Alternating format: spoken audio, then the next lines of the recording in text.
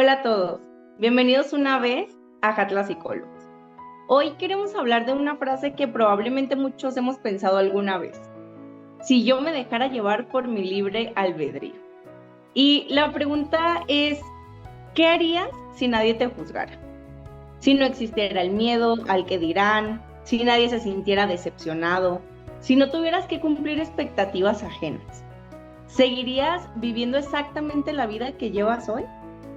Porque algo curioso sucede cuando hacemos esta pregunta. Muchas personas responden cosas como viajaría más, cambiaría de trabajo, me vestiría diferente, diría lo que realmente pienso, terminaría una relación, comenzaría una relación, tomaría clases de baile, me atrevería a cantar o dejaría de fingir que todo está bien. Y entonces surge otra pregunta todavía más interesante, perdón. ¿Qué tanto de nuestra vida está siendo guiada por nuestras decisiones y qué tanto está siendo guiada por el miedo a ser juzgados? Desde pequeños aprendemos que pertenecer es importante, aprendemos cómo comportarnos para ser aceptados, qué comportamientos generan aprobación y cuáles generan rechazo. Y poco a poco empezamos a construir una versión de nosotros mismos que pueda ser querida, aceptada y validada. El problema aparece cuando esa versión se aleja demasiado de quienes realmente somos.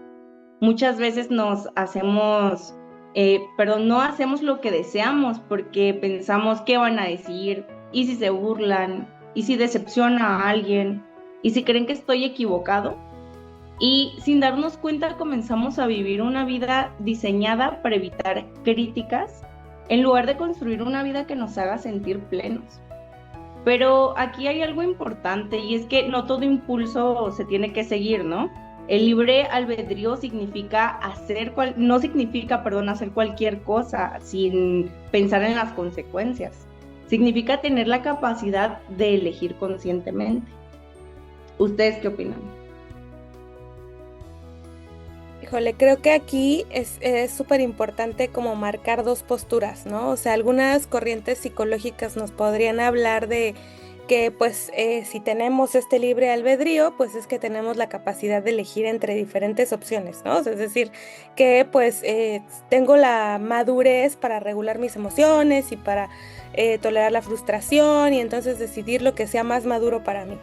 Pero si lo ponemos desde una perspectiva más psicoanalítica, pues podríamos hablar, pensaba en cuando estábamos como hablando de este tema y de los memes, veíamos por ahí uno de lo que haría, pero el Código Penal me lo impide, ¿no? Y entonces si hablamos desde la postura un poco más psicoanalítica, hablaríamos de estos deseos reprimidos, esta a lo mejor impulsividad, estas cosas que no nos atrevemos a hacer cuando pues sabemos que hay algo que nos lo impide, ¿no? Entonces creo que es importante como poner estas dos posturas en tela de juicio porque si no es lo mismo pensar que pues el libre albedrío por un lado hablaría de esta madurez psicológica que tenemos para elegir, pero por otro lado también están estos impulsos que de pronto a veces no son tan conscientes que nos llevan a tener pues estos pensamientos, ¿no? Como los memes que hay precisamente de todo lo que haría, pero hay un código penal que me lo impide. No sé qué piensen ahí al respecto con estas posturas.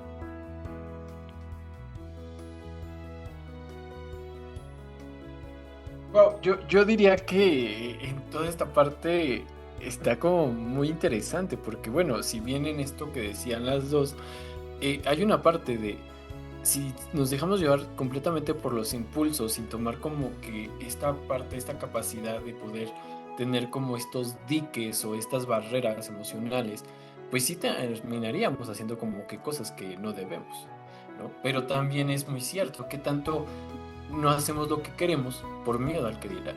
No, nos quedamos como en esta parte de ser juzgados. Si bien lo decía María en esta parte de la infancia, pues muchas veces sí puede venir por ahí, ¿no? Todo lo que tú no haces se queda porque a lo mejor cuando tú hacías algo, empezábamos a generar como esos rechazos de papá y mamá, ¿no? Esa parte de, pues, sentirte como que no podías hacer, todo lo hacías mal, ¿no?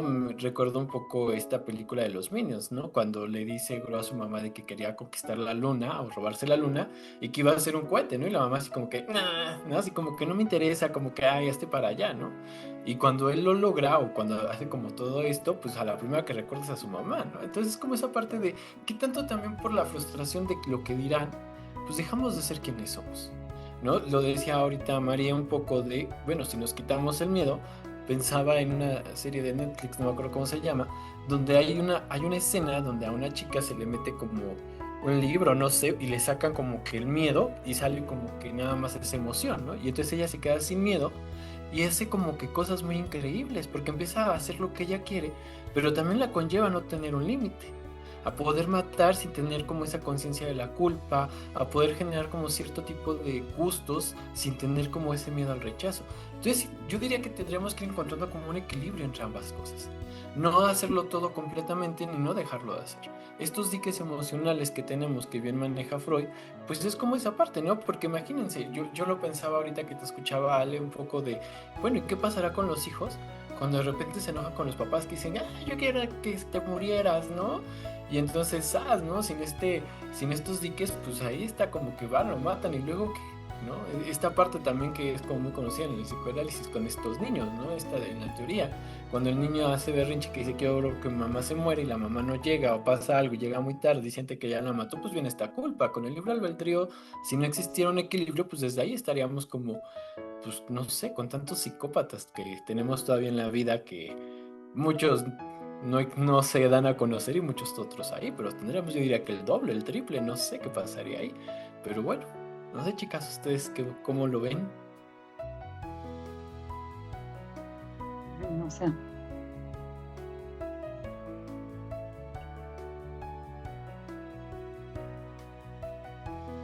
No sé, me quedé pensando en lo que decía Ale, en cuestión de que, bueno, hay diferentes formas de verlo, ¿no?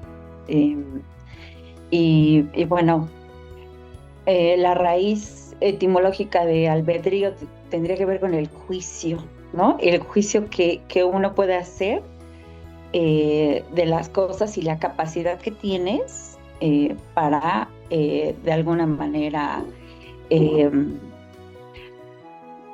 ser libre en decidir o en tener en tomar decisiones.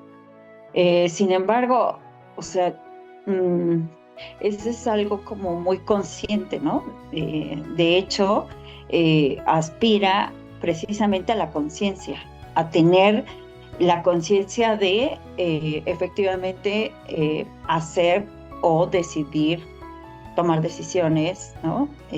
Según lo que uno piensa, pero si lo vemos desde una postura más analítica, pues en realidad lo que impera en nosotros pues es algo a nivel inconsciente, por eso algunos se atreven a decir que el libre albedrío pues simplemente no existe.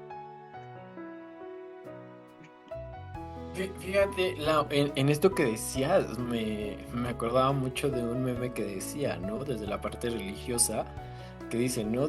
El Dios creó al ser humano tan perfecto, pero lo único malo fue que le dio libre albedrío, ¿no? En esa parte tan moral, ¿no? En esa parte de hacer el bien. Y es como ahora lo hemos visto, ¿no? Pues el bien de acuerdo y a ojos de quién, ¿no? Y en esta parte que decías ahorita de la teoría un poco más psicoanalítica, pues Freud decía que no existía el libre albedrío, ¿no? Que todos somos como que fuentes de impulsos y de situaciones inconscientes. Entonces es como las dos posturas, de igual manera, pues tienen como cada una, desde la parte moral como desde la parte psicoanalítica, pues tienen cierta razón. Pero al final aquí conlleva en el que la persona realmente pueda decidir lo que sea mejor para ella. No, no como bien lo decía María, que se queden como que pasmados con esa parte de, ah, pues es que si hago esto me van a juzgar, ¿no? O si me dedico a esto, ¿qué tal y me dicen esto? En algunas sesiones yo les digo a mis pacientes, pues es que no importa lo que hayas hecho antes, si no te sientes orgulloso de todo lo que has hecho en la vida, pues siempre va a estar como esa parte de la culpa.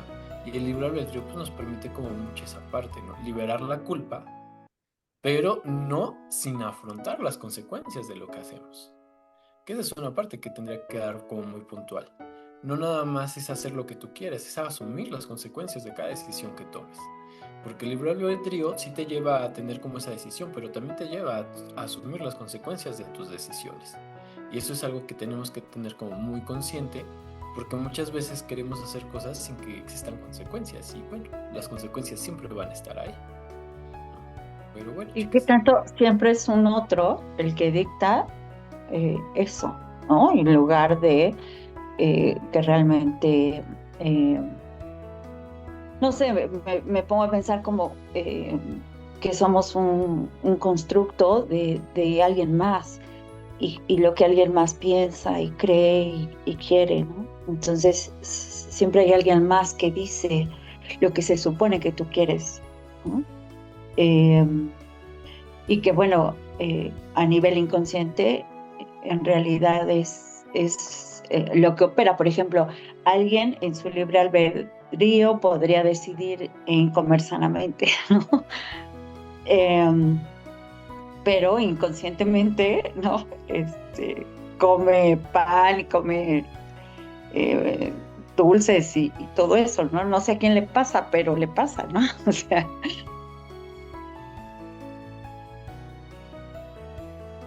Fíjate, Lau, que de eso de lo que comentas muy cierto. Y la pregunta, ¿no? ¿Qué harías si nadie te juzgara? Se me hace tan interesante porque quizá yo cambiaría un poquito esa pregunta. Y para mí sería más bien, ¿y si el que más te juzga fueras tú mismo? hoy No, sí. no sé, digo, eh, muchas veces pensamos, pues muy interesante todo lo que estamos diciendo o dicen del libre albedrío, pero ¿y si el que más te juzga eres tú mismo? Porque muchas veces los que nos juzgaban ya no están, sobre todo en la vida adulta, ¿no? Los padres envejecieron, la escuela pues la terminamos, algunas críticas pues ya desaparecieron, pero también pudo haber quedado una voz interna, esa voz interna que aún nos puede estar juzgando, porque creo que hay personas que viven encarceladas por opiniones que nunca ocurrieron. Ellas solas se censuran, se limitan, se frenan para tomar decisiones y muchas veces, pues, el libre albedrío no lo pudieron hacer, según ellas, ¿no? Pero más bien vivieron frenadas, no porque alguien las estuviera juzgando realmente, sino porque quedaron, creo que en su mente, muchos juicios grabados donde ellos ya no pudieron salir. Porque también a veces el libre albedrío representa así como si fuera rebeldía, ¿no? Voy a volverme rebelde y quiero hacer lo que está prohibido. Pero creo que también hay una falta de autenticidad en lo que viene a ser las decisiones que vas tomando. En tu día a día, sobre todo, cuando nos preguntamos, ¿qué harías si nadie te juzgara? Alguien decía, ¿no? Creo que me iría de viaje, por ahí dijeron, ¿no?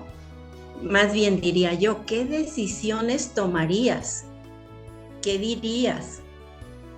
¿A qué renunciarías en tu vida si de veras existiera el libre albedrío? O bien, ¿a qué te atreverías? Esto parece ser una pregunta muy sencilla, pero en realidad creo que puede revelar cuánto de nuestra vida está siendo guiada por nuestros propios deseos y cuánto por el miedo o bien cuánto por la opinión de los demás. No sé qué piensen.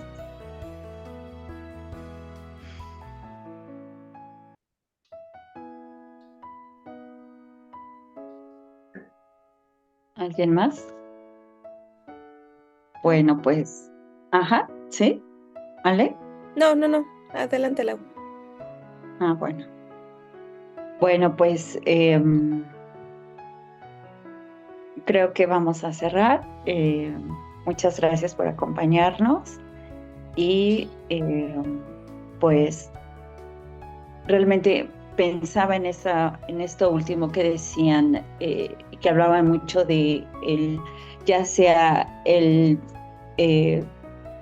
sentir y saber, ¿no? De que fuimos juzgados o que hemos sido juzgados y que de alguna manera eso trastoca y muchas veces nos juzgamos a nosotros mismos, ¿no? Y cómo precisamente en un contexto terapéutico la intención es justamente eso, ¿no? Que no seas juzgado, que no te sientas juzgado, que puedas ser libre poco a poco de aquello que te detiene para hacer ciertas cosas. Entonces, bueno, pues creo que será todo por hoy y los invitamos, nuestro equipo de Hatla, a participar y cualquier cosa, bueno, pues estamos en redes. Hasta luego.